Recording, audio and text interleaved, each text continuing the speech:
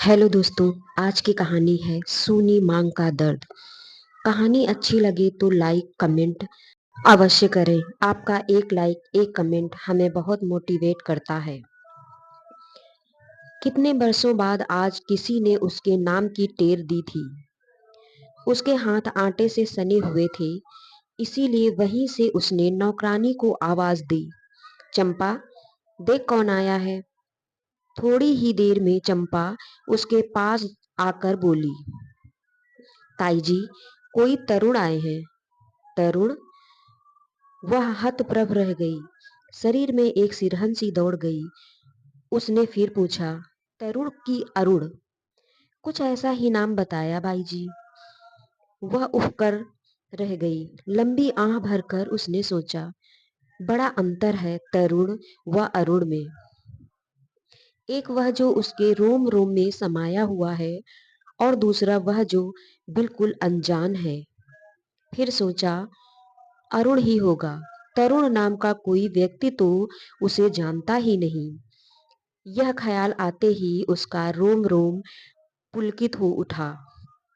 तुरंत हाथ धोकर वह दौड़ती हुई बाहर पहुंची। देखा तो अरुण नहीं था। आप अर्पणा है ना? आने वाले पुरुष के शब्द उसके कानों में पड़े। जी, मैं अरुण का दोस्त हूँ तरुण।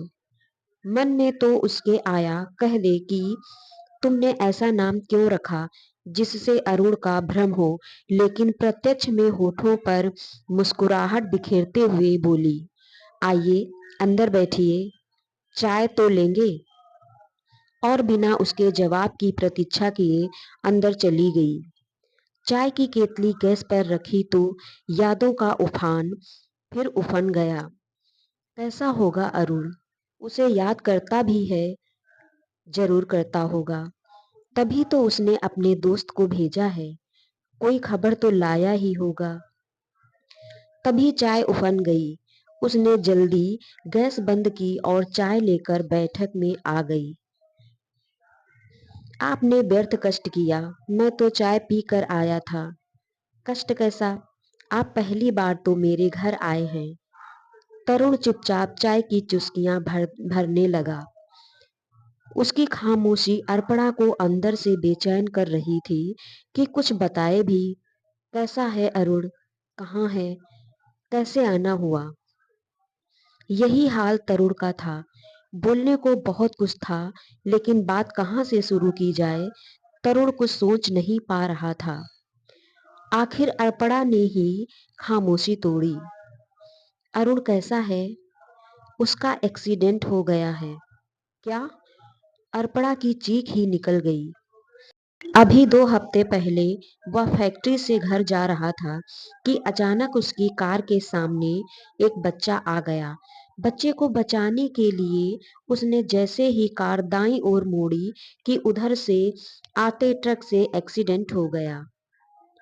ज्यादा चोट तो नहीं आई। बड़ा भयंकर एक्सीडेंट था। उसे देखकर रोंगटे खड़े हो गए थे। ट्रक से टकराकर कार नीचे गड्ढे में जा गिरी थी। पेट में गहरा घाव है। सिर किसी तरह बच गया, पर अभी भी बेहोशी छाई रहती है। मुझे खबर नहीं दी। खबर कौन देता? अरुण के डैडी को आपके नाम से चिढ़ है। अरुण पर उन्होंने कितने बंदिशें नहीं लगाई, कितनी डांट उसे नहीं पिलाई, फिर भी वह आपको नहीं भुला सका। रात रात भर आपकी याद में तड़पता रहा। आपको तो पता ही होगा कि ठाकुर साहब अरुण की शादी टीकमगढ़ के राजघराने में करना चाहते थे। बात भी तय हो गई थी, लेकिन अरुण ने साफ मना कर दिया। ठाकुर साहब का पारा चढ़ गया। उन्होंने छड़ी उठा ली और उसे भयंकर ढंग से पीटा, लेकिन उसने उफ तक न की। यह देखकर भी ठाकुर साहब अपनी जिद पर अटल रहे। लोगों ने उन्हें बहुत समझाया कि बेटे की शादी उसकी मर्जी से कर दें, लेकिन वे सहमत नहीं हुए। और एक दिन उन्होंने यहाँ तक कह दिया कि अरुण ने उनकी मर्जी के बगैर शादी की तो वे अपने आप को गोली मार लेंगे। अरुण इस बात से डर गया। वह आपको खत भी न लिख सका क्योंकि वह जानता था कि डैडी अपने वचन के पक्के हैं। यदि ऐसा हो गया तो वह किसी को मुंह दिखाने लायक नहीं रहेगा। दिन ब दिन उसकी हालत पतली होती गई। वह आपके गम में आंसू बहाता रहा। उस दिन अस्पताल में अचेतावस्था में उसके होठों पर जब मैंने आपका नाम सुना तो मुझे लगा कि आप ही उसे मौत के मुंह से बचा सकती हैं। मेरे दोस्त को बचा लीजिए। इतना कहते ही उसका गला रूंध गया, आंखें छलछला आईं। इस दुखद वृत्तांत ने अर्पणा का अंतस बेध दिया। वह गहरी गहरी सांसें भरने लगी। मन में धुंधली यादें ताजा हो आईं। अतीत कचोट गया। किन कठिन परिस्थितियों में उसे घर छोड़ना पड़ा, रिश्तेदारों से नाता तोड़ना पड़ा और परिचितों सहेलियों से मुख मोड़ना पड़ा। कहाँ कहाँ नहीं भटकी वह, लेकिन अरुण की याद भुला न सकी। प्रेम का दीपक उसके अंदर सदैव जलता रहा। और आज वह उससे अलग होना चाहता है? नहीं, वह ऐसा कभी भी नहीं होने देगी। यदि उसे अपने जीवन की कुर्बानी भी देनी पड़े तो वह देगी। बेशक उसकी शादी अरुण से नहीं हो सकी, लेकिन उसके नाम के साथ उसका नाम जुड़ा तो है।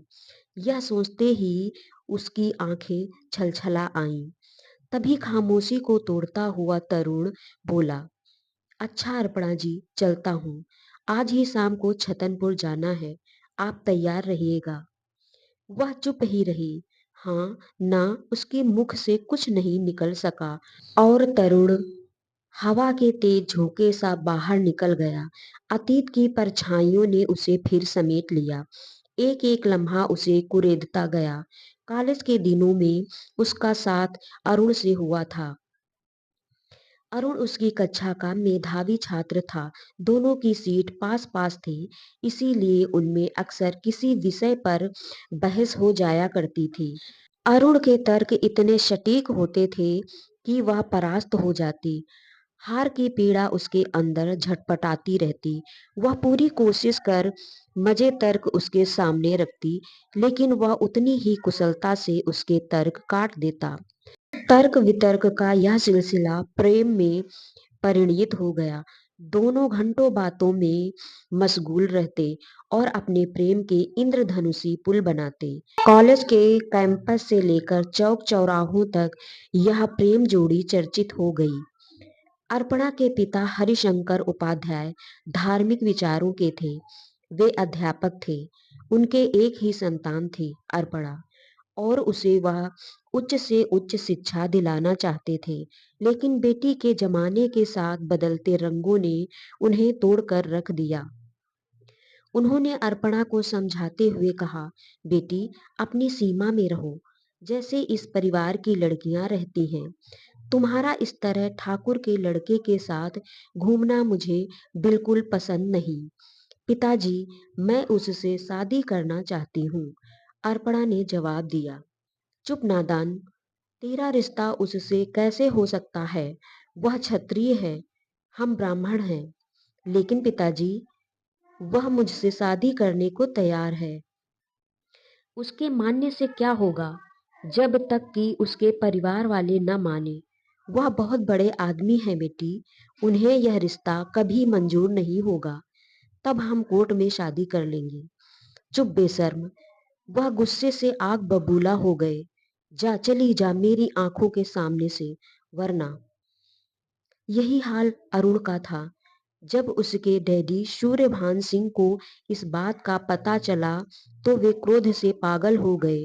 यह उनके लिए बर्दाश्त से बाहर था कि उनका लड़का एक मामूली पंडित की लड़की से प्यार करे। उन्होंने पहले अरुण को बहुत समझाया, लेकिन जब उनकी बात का उस पर कुछ असर नहीं हुआ तो उन्होंने दूसरा गंभीर उपाय सोचा। वह सीधे हरिशंकर उपाध्याय के पास पहुंचे, जो उस समय बरामदे में बैठे स्कूल का कुछ काम कर रहे थे। ठाकुर साहब को देखते ही वह हाथ जोड़कर खड़े हो गए। हाँ तो पंडित हरिशंकर, यह मैं क्या सुन रहा हूँ? अपनी जोरदार आवाज में ठाकुर साहब ने कहा। बहुत ख्वाब देखने लगे हो तुम। जी ठाकुर साहब, मैं समझा नहीं। अच्छा, तो तुम्हें यह भी बताना पड़ेगा जिस बात को पूरा कस्बा जानता है, उससे तू कैसे अनजान है। देखो पंडित, अपनी लड़की को समझाओ कि वह मेरे बेटे से मिलना छोड़ दे, वरना मैं तुम बाप बेटी का वह हाल करूंगा जिसकी तुम कल्पना भी नहीं कर सकते हो। ठाकुर साहब, यह क्या कह रहे हैं आप? मैं आज ही उसकी खबर लेता हूँ। माफ करें, माफ करें। ठाकुर साहब के कड़े प्रतिबंध के बाद भी अरुण अर्पणा से छुटपुट मुलाकात करने में सफल हो जाता, जिसकी भनक किसी न किसी तरह ठाकुर सूर्यभान को लग ही जाती और वे गुस्से से भिन भिना उठते। उन्होंने दूसरा उपाय सोचा। क्यों ना हरिशंकर का तबादला छतनपुर से कहीं और करा दिया जाए, और यह कार्य वहां के विधायक से कहकर करवा दिया। इधर पंडित हरिशंकर घबरा गए थे। तबादले का जैसे ही उन्हें आदेश मिला, फौरन छतनपुर छोड़ दतिया आ गए। अर्पणा को भी पिताजी के साथ आना पड़ा। वह दिन अर्पणा के जीवन का सबसे बोझिल दिन था।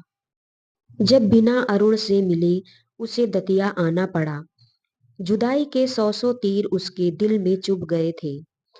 अरुण का घर से निकलना बंद था। वह जाते जाते एक बार मिल लेना चाहती थी, लेकिन उसकी हर कोशिश नाकाम हुई। एक यही दुख उसे लगातार पूरी यात्रा सताता रहा। पिताजी के साथ अर्पणा चली तो आई, लेकिन अरुण को भुला ना सकी। दतिया आए अब 1 साल हो गया था।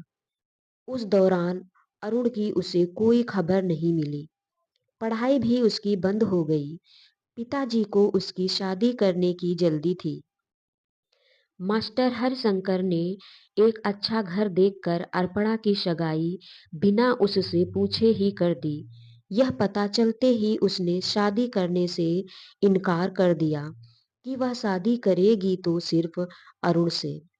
यह सुनकर पिताजी उस पर बरस पड़े। तेरी ही वजह से मुझे छतनपुर छोड़कर दतिया आना पड़ा है, फिर भी तू अरुण के नाम की माला जप रही है। कितना सताएगी मुझे। भला इसी में है कि तू घर छोड़कर कहीं निकल जा।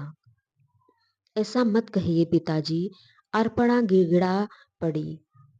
समझने की कोशिश कीजिए। मुझे कुछ नहीं समझना। अगर तू यहाँ से नहीं जाएगी तो मैं ही चला जाता हूँ। ले रह तू यहाँ। आखिर दिल के हाथों मजबूर होकर अर्पणा ने वह घर त्याग दिया और अपनी सहेली नीता के पास भिंड चली आई। नीता की मदद से उसे भिंड में नौकरी मिल गई। खाने पीने का जरिया हो गया। किराए पर मकान ले लिया। इसी बीच उसके पास शादी के कई प्रस्ताव आए, लेकिन उसने सबको ठुकरा दिया। वह दिन आते ही उसकी आंखें डबडबा आईं। समाज की यह कैसी रूढ़ियां हैं कि आदमी अपना मनपसंद साथी भी नहीं ढूंढ सकता। वंश परिवार की परंपराएं उस पर थोप दी जाती हैं। वह आदमी टूटेगा नहीं तो क्या जुड़ेगा। आज अरुण की दुर्घटना की खबर ने उसे बेचैन ही कर दिया। वह नदी के किनारे पड़ी मछली सी फड़फड़ा गई। शाम को जब तरुण आया तो वह जाने को पूरी तरह तैयार बैठी थी। इस समय तक उसने अपनी मानसिक स्थिति संभाल ली थी। छतनपुर पहुंचते ही अर्पणा सीधे अस्पताल पहुंची। एक वार्ड में अरुण बेड पर मूर्छित पड़ा था। खून की बोतल लगी थी। हाथ पैरों में प्लास्टर बंधा था। दोस्त, परिजन, रिश्तेदार उसे घेर कर खड़े थे। डॉक्टर उपचार में लगा था। उसे समझते देर न लगी कि अभी जरूर कोई गंभीर दौर गुजरा है, क्योंकि सभी के चेहरे उदास थे। ठाकुर सूर्यभान सिंह सिर नीचे झुकाए खड़े थे। यद्यपि वह एक नज़र उस पर डाल चुके थे, आज उसे उनसे डर नहीं लगा था। डॉक्टर के चेहरे से मायूसी साफ झलक रही थी। सभी की निगाहें उस पर टिक गईं। इंजेक्शन दे दिया है, 10 मिनट में होश आ जाना चाहिए, डॉक्टर ने कहा। लेकिन डॉक्टर साहब, कुछ मिनट होश में रहता है, फिर बेहोश हो जाता है, ठाकुर साहब व्यग्रता से बोले। देखिए, मैं तो अपनी तरफ से पूरी कोशिश कर रहा हूँ। आप मरीज को खुश रखने की कोशिश कीजिए। कोई गहरा आघात पहुंचा है, जिसकी याद आते ही उसे बेहोशी छा जाती है। वैसे चिंता की बात नहीं, इस रोग पर काबू पाया जा सकता है। इतना कहकर डॉक्टर नर्स के साथ चले गए। मौत सा सन्नाटा छा गया, किसी को कुछ सूझ नहीं रहा था। तभी तरुण अर्पणा की ओर देखकर बोला, आप कोशिश कीजिए, शायद होश आए। 1 हफ्ते से यह इसी तरह पड़ा है, होश में आने पर भी किसी से एक शब्द नहीं बोलता। यह सुनते ही अर्पणा निडर होकर अंदर गई और अरुण के पास पहुंचकर बोली, अरुण, अब मैं कहीं नहीं जाऊंगी, यहीं रहूंगी तुम्हारे पास। लेकिन तुमने तो कोई दूसरा घर बसा लिया, शादी कर ली। अरुण, क्या कह रहे हो? किसने कहा तुमसे यह? मुझ पर विश्वास नहीं? विश्वास तो था, लेकिन कैसी बात करते हो? मैं तुम्हें कैसे समझाऊं? तुम्हारे नाम के अलावा कोई दूसरा नाम मेरे होठों पर कभी नहीं आया। मेरी आंखों में आंखें डाल कर देखो, सच क्या है तुम्हें पता चल जाएगा। इतना कहकर अर्पणा फूट फूट कर रो पड़ी। अरुण कुछ क्षण उसे देखता रहा, फिर आह कर उठा। उसे लगा जैसे उसके अंदर हजारों सूल एक साथ चुभ गए हों। अर्पणा, वह गहरी निश्वास भरता हुआ बोला, धोखा, विश्वासघात हुआ है मेरे साथ। क्या समझ बैठा मैं तुम्हें? सोच भी नहीं सकता। तुम्हारे पिताजी ने यह झूठ मुझसे क्यों बोला? कुछ क्षण अंदर ही अंदर वह सुलगती रही। फिर सोचा, इससे तो काम नहीं चलेगा। उसे अगर अरुण को पाना है तो डटकर आगे आना होगा। इस विचार के आते ही वह दृढ़ता से बोली, अब मैं यहाँ से कहीं नहीं जाऊंगी। अरुण, तुम्हारे पास रहूंगी। देखती हूँ कौन मुझे हटाता है। तभी अरुण के सीने में भयंकर दर्द उठा और वह कराह उठा। उसके हाथ पैर मछली से फड़फड़ा गए। लोग डॉक्टर को बुलाने दौड़े। अरुण हाँफता हुआ बोला, बहुत देर हो गई अर्पणा, अब मैं नहीं बचूंगा, मुझे माफ। और यही उसके शब्द अटक गए। आंखें खुली रह गईं, चेहरा एक तरफ लुढ़क गया। यह देख अर्पणा की चीख ही निकल गई। उसे जब होश आया तो देखा ठाकुर साहब और 2-3 लोग उसके पास खड़े थे। अरुण के शरीर को स्ट्रेचर पर रखा जा रहा था। वह तेजी से स्ट्रेचर की तरफ लपक कर बोली, इन्हें मत ले जाओ, मैं भी इनके साथ जाऊंगी। ठाकुर साहब अर्पणा को पकड़ते हुए बोले, यह क्या कर रही हो अर्पणा? पागल हो गई हो? वह शेरनी सी दहाड़ उठी, पागल तो आप हैं, इन्हें पागल बनाकर मार दिया, अब मुझे पागल बना रहे हैं। मुझे आपकी कृपा की जरूरत नहीं, ठाकुर सूर्यभान सिंह। आपने भले ही मुझे अपने घर की बहू नहीं बनने दिया, लेकिन विधवा बनने से आप मुझे नहीं रोक सकते। वह और जोर से सिसक पड़ी। काश मौत कुछ क्षण ठहर जाती तो वह मांग में सिंदूर तो लगा लेती। आज इस स्थिति में कुछ पूछने को भी उसके पास नहीं था। सब कुछ पहले से ही सुना सुना था। तो दोस्तों, कैसी लगी यह कहानी? ऐसी ही कहानी सुनने के लिए हमारे चैनल को सब्सक्राइब करें। Thanks for watching.